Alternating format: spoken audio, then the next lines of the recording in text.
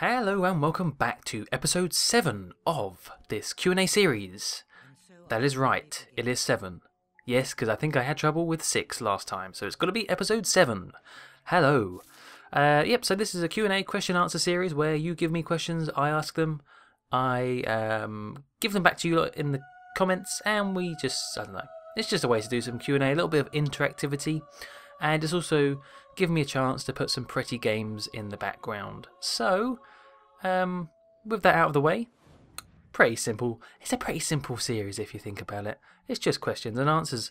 Let's get on with the questions for today's episode. So, let's start with a question from Ace of Kings 90 090 090, and they ask, Muckluck, if you could, what time period would you go back to?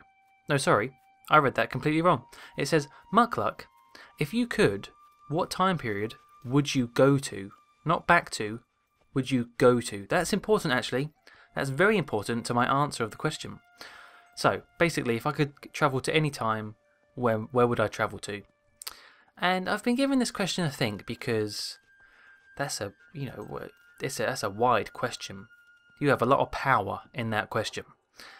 And with great power comes great responsibility. I think I'm going to go for...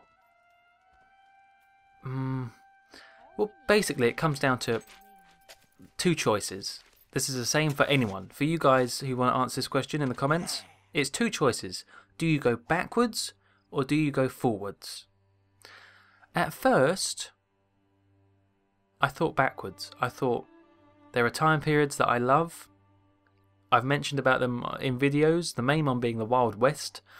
I would love to see that in first person, to see the frontier as it expanded and how civilization was created and cities in such barren deserts and whatever.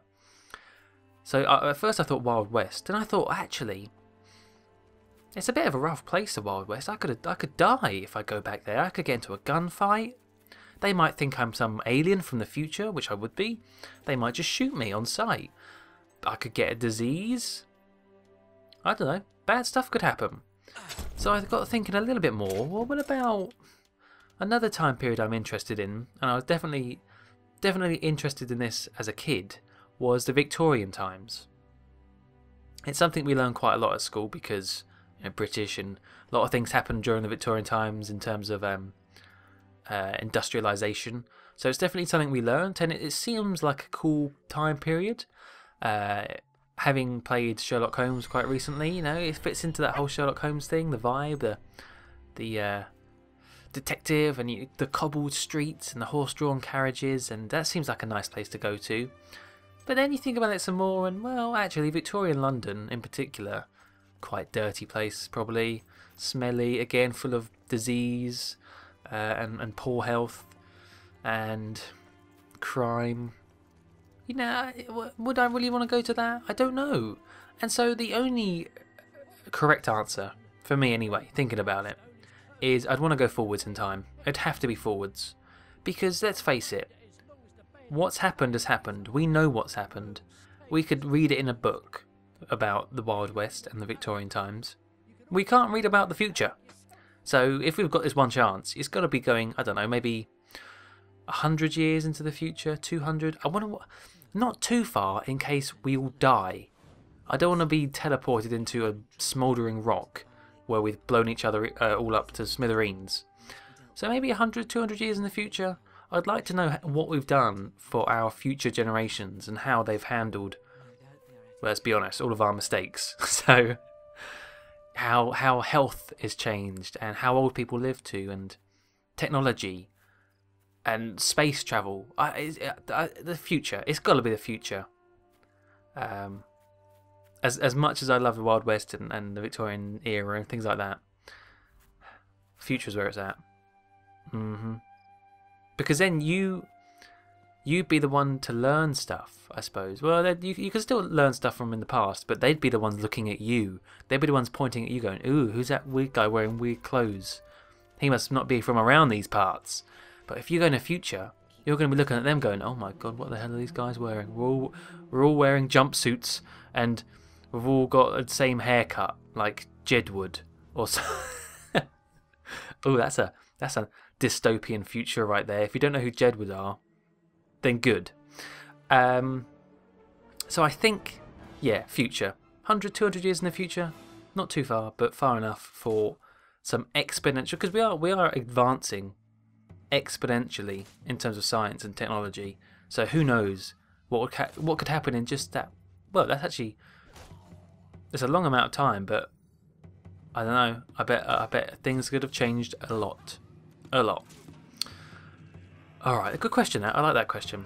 Let's move on to the next one, which was asked by Lewis Bell once again, and he asks, if you watch Misfits, you know what I'm talking about right now, but if you had a power that is based, a superpower that is based on your personality, based on who you are and what you're like, what would your superpower be? Now, I have watched Misfits. I watched the first series, which was okay. Apparently it got a bit worse, but it was a nice idea. Basically, for anyone who doesn't know, Misfits was a show about was it five sort of young adults who were doing community. They'd been arrested, or they'd been charged to do some community service, and so they're all in this sort of community place, cleaning up or whatever, and there's a storm, and everyone gets superpowers afterwards. It's not just them, I think other people do as well. But yeah, they all get superpowers based on their personality. So the sort of flirty girl, she gets the power to make anyone fall in love with her by touching them. And the I'm trying to think, it's been a while now since I've seen it. Some guy, some sort of funny larky guy who just messes about all the time, he has the power to not die. And there's some others as well, but basically, yeah, they are slightly based on their personalities. So, and there's a sprinter who has the ability to stop time. Running really fast, stops time, sort of links. So, what would my superpower be? Ooh, I'll be honest, this is a tricky question, because you have to pick a particular trait, and I'm not very good at kind of analysing myself, to be honest. And if I do, I'm quite self-deprecating. So I could say I moan a lot. I'm quite a cynic.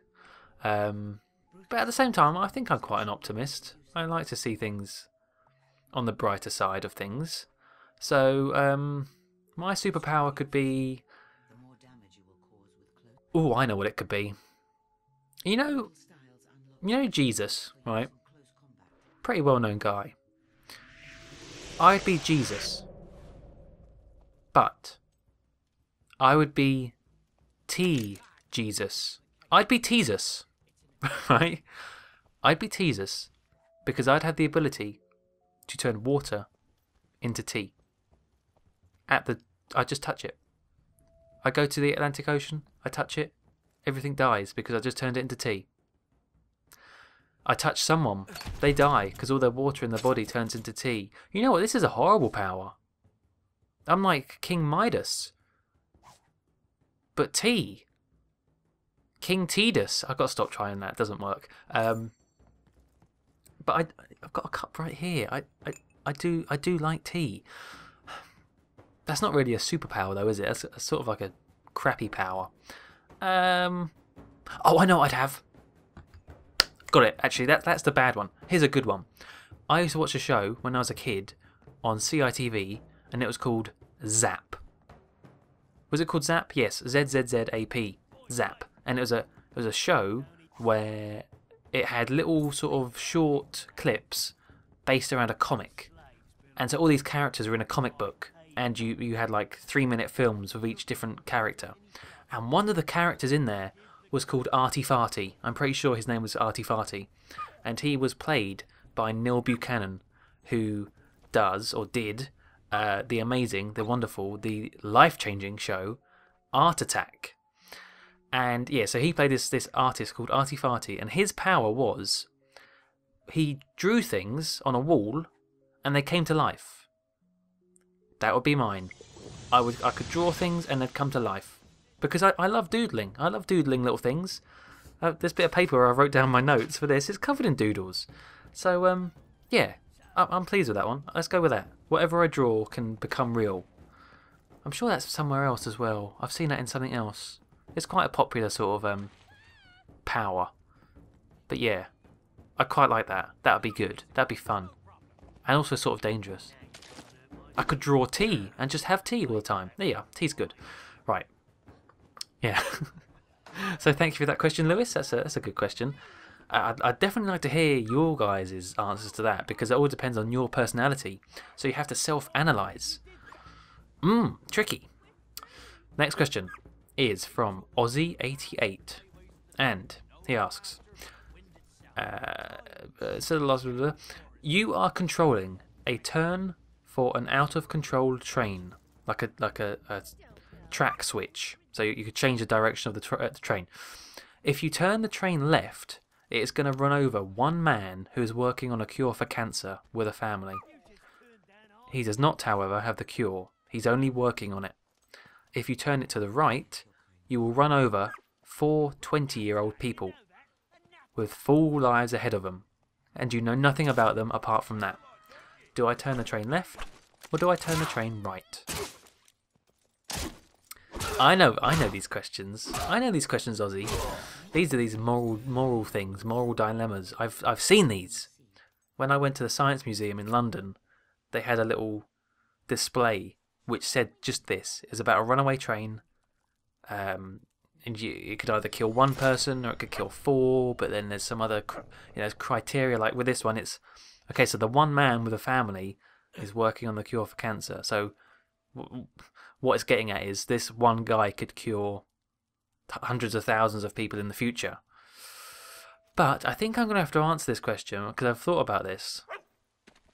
I think I'm going to have to go with I'd run over the man with the family.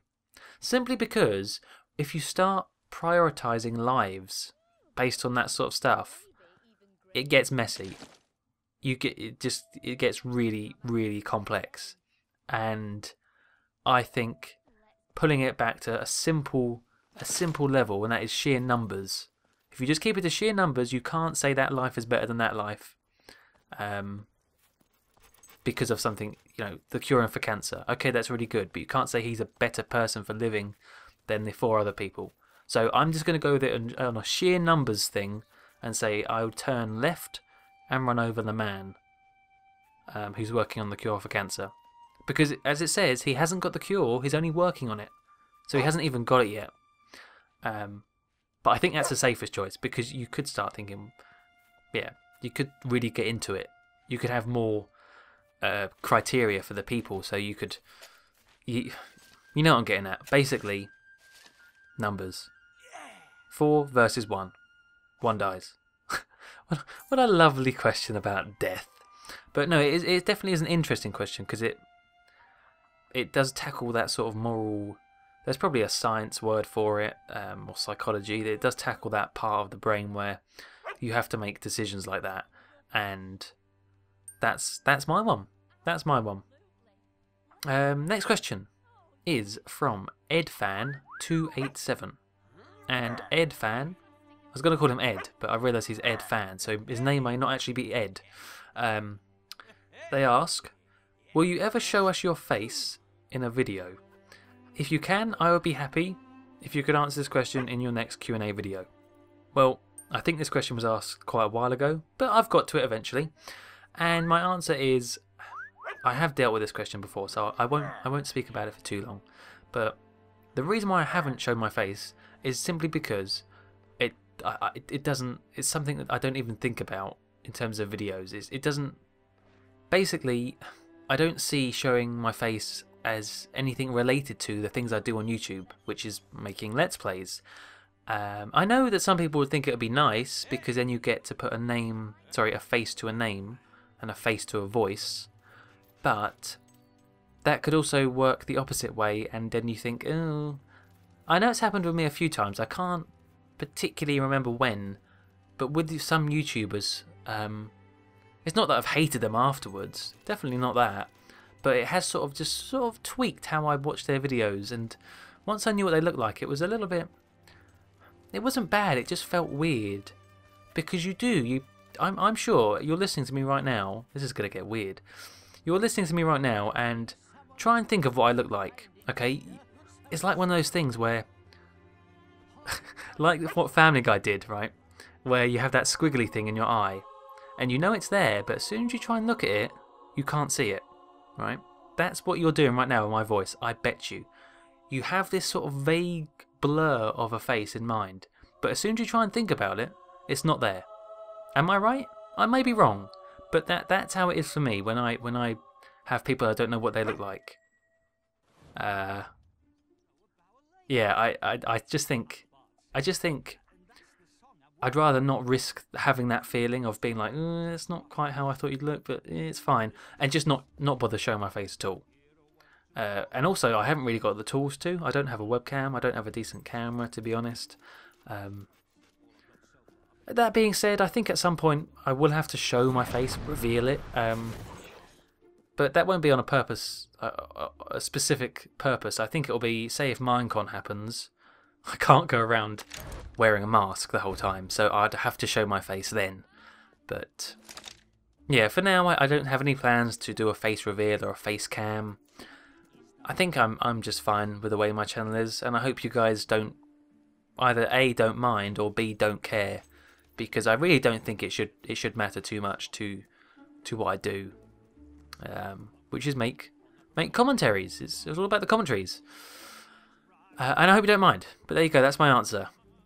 Okay, so let's do one more question then. We'll end with a question from Aaron the Invincible.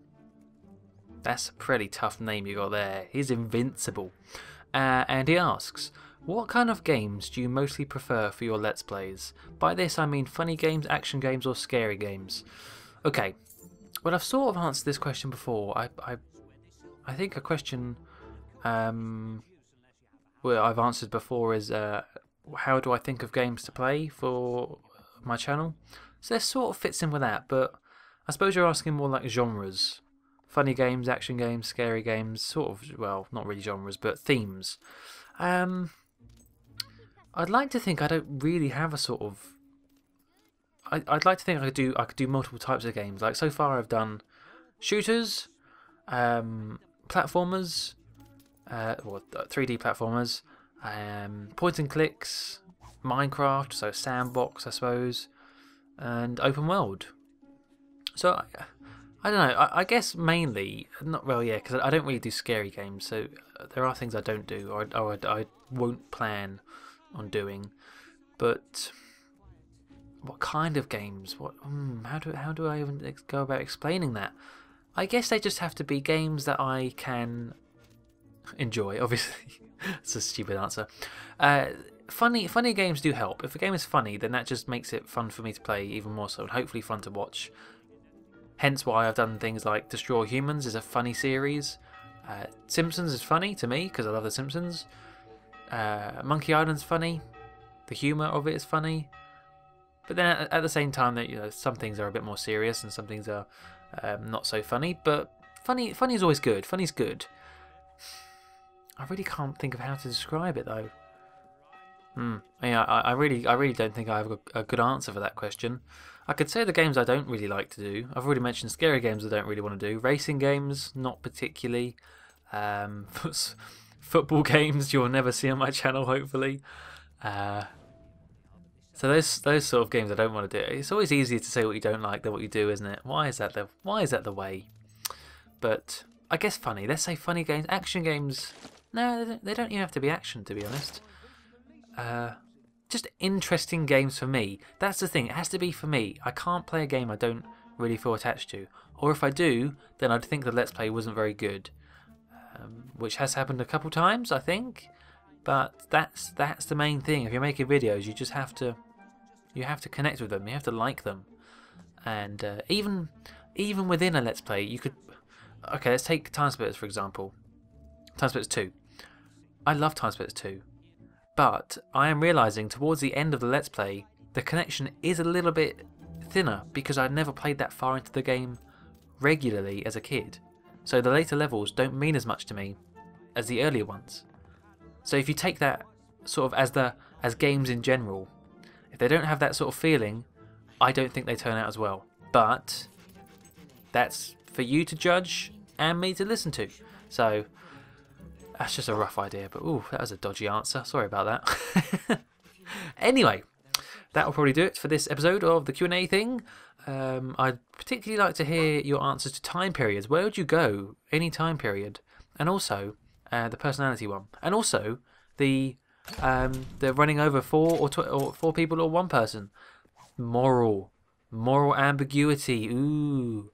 And I can perform a psychoanalysis of you all. Sigmund Muckluck is here to work out your life. No, alright, well, yes, as per usual, if you would like to leave me more questions, please do, please go ahead, pop them in the comments of this video, tweet them at me, or fill in the Google form in the description below. Click that, you'll go straight to a questionnaire, bung your question in that. But yes, that will do it for now. Until next time, thank you very much for watching, and goodbye.